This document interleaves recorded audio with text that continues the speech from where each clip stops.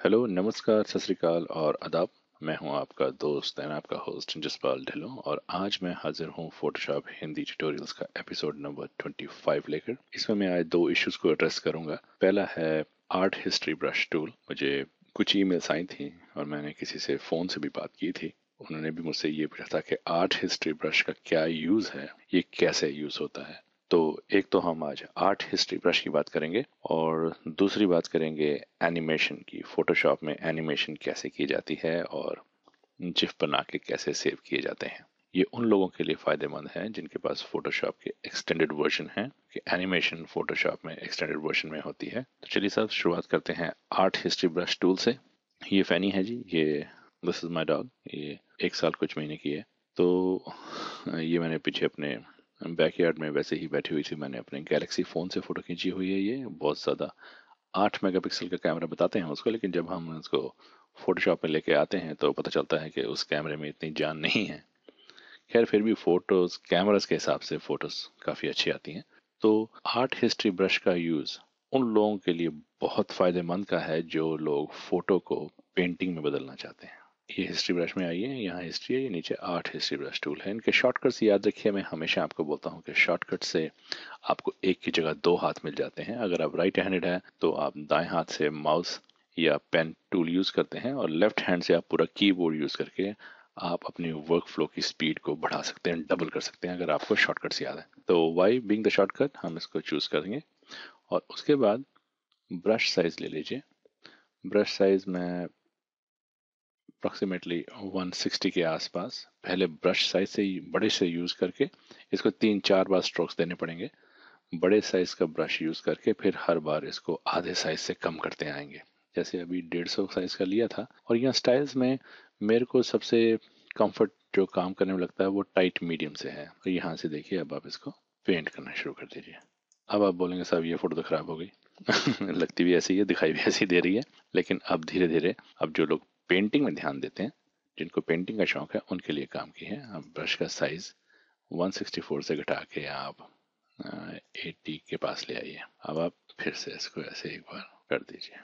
बस सिर्फ इतना ही करना है। अब ब्रश साइज फिर से कम करके आप करीबन 37 के आसपास देखिए अब क्या होता है। अब जैसे जैसे आप इसको पेंट करना शुरू करेंगे, आप देखेगा कि कुत्ते की जो फीचर्स हैं वो अब नजर आने शुरू हो जाएंगे। आप जिन लोगों को पेंटिंग का शौक है उन लोगों के लिए ये वरदान की तरह से है। इसको और छोटा कर दीजिए।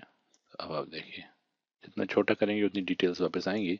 तो जहाँ जहाँ डिटेल्स आपको चाहिए, जैसे नाक थोड़ा सा शार्प हो जाए, आंखें शार्प हो जाएं, आउटलाइंस कानों की शार्प हो जाएं, तो साहब ये था आर्ट हिस्ट्री ब्रश का। ये बेसिकली नाम ही सजेस्ट करता है कि ये आर्टिस्ट लोगों के लिए है। तो साहब ये था आर्ट हिस्ट्री ब्रश का टूल। अब इसमें और भी बहुत सारे स्ट्रोक्स हैं वो अवेलेबल हैं। जैसे आप डैब यूज़ कर लें, ये जैसे ब्रश के साथ डैब्स किए हुए हैं। फिर अगर साइज छोटा करेंगे, ये फिर से डिटेल दोबारा उभरनी शुरू हो जाएगी। लूज कर लेते हैं मतलब, लेकिन जैसे मैंने वो कहा था कि मुझे ये टाइट मीडियम सबसे पसंद है। अगर इससे हम ब्रश करते हैं ब्रश इससे हम पेंटिंग करते हैं, ब्रश नहीं करेंगे साहब। इससे अगर हम पेंटिंग करते हैं तो ये फीचर्स अब छोटे ब्रश से वापस आने शुरू हो जाते हैं, बड़े ब्रश से ये घुलना मिलना शुरू हो जाते हैं। तो सब ये था हिस्ट्री आर्ट ब्रश।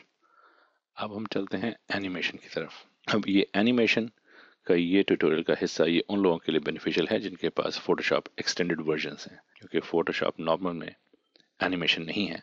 तो लेकिन देख सभी लीजिए, देखने से सिर्फ नॉलेज बढ़ती ही है सब। ज्ञान कभी ज़्यादा नहीं हो पाता, हमेशा कम ही रहता है, तो जितना भी सीख सकें उतना ही अच्छा। तो ये फाइल है, न्यू फाइल ओपन करता हूँ। ये डिफ़ॉल्ट ठीक है मेरे लिए। ये साइज़, ये एक क्रिकेट बॉल है, मैं इसको ड्रैग करके लाता हूँ यहाँ पर। तो थोड़ा सा छोटा कर देते हैं।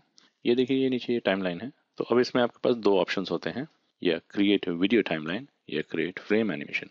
जो वीडियो बना रहा हूँ इसके लिए हम लोग फ्रेम एनिमेशन ही चूज करेंगे, क्योंकि हम ये फ्रेम्स में से एनिमेट बॉल कर, ये हमने वीडियो नहीं खींची। अगर आपने वीडियो को आगे एडिट करना होता वीडियो टाइमलाइन चूज करते, लेकिन अब हमको फ्रेम एनिमेशन ही चाहिए। अब अगर मैं फ्रेम एनिमेशन को क्लिक करता हूँ, ये जो खुली हुई थी जो लेयर, उसी की एक फ्रेम बन गई है। अब हमने क्या करना है, इसकी यहाँ पे ले आइए, ये एक और इसी की कॉपी हो जाएगी। अब हमको यहाँ नहीं इस्तेमाल करना, यहाँ टाइमलाइन में जाना। फर्स्ट फ्रेम पे क्लिक कीजिए। मूव टूल सेलेक्ट कीजिए, बॉल को यहाँ से बाहर निकाल दीजिए, सेकंड फ्रेम पे क्लिक कीजिए, दोबारा से बॉल घसीट के लाइए और यहाँ पे सेट कर दीजिए। शिफ्ट दबा के पहली वाली पे क्लिक कीजिए, सेकंड तो हमारा ऑलरेडी सिलेक्टेड ही था, तो अब दोनों सिलेक्ट हो गई हैं, एक्टिव हो गई हैं।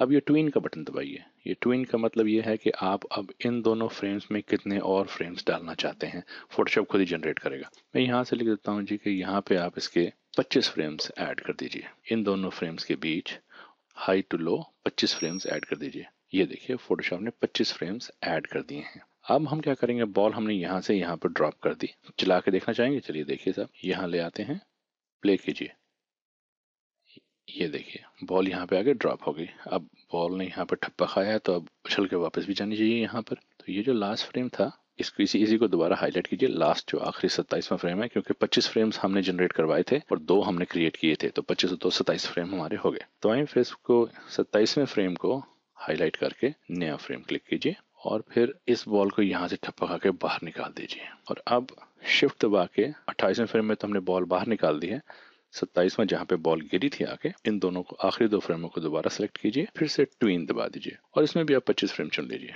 पहले फ्रेम पे आइए और प्ले क्लिक कीजिए।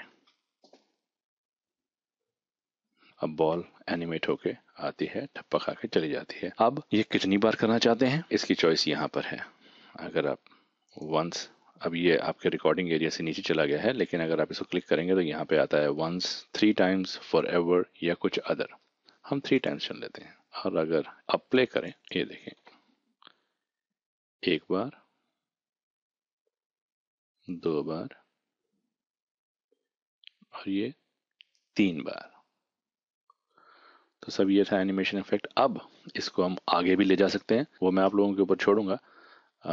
ये जो बटन आप यहाँ पे देख रहे हैं, ये जो मेन्यू, इसको अगर आप क्लिक करते हैं तो ये अब आपको ऑप्शन देगा कि आप चाहें तो ये जो हमारी फ्रेम एनिमेशन थी, इसको आप वीडियो में बदल सकते हैं। वीडियो टाइमलाइन में आप इसको क्लिक कीजिए और अब आप देखिए ये एक वीडियो टाइमलाइन बन गई है। अगर आप प्ले करते हैं तो ये देखिए ये वीडियो प्ले हो रहा है यहाँ पे। अब वीडियो में हमको क्यों करना है उसका मैं कारण बताता हूँ।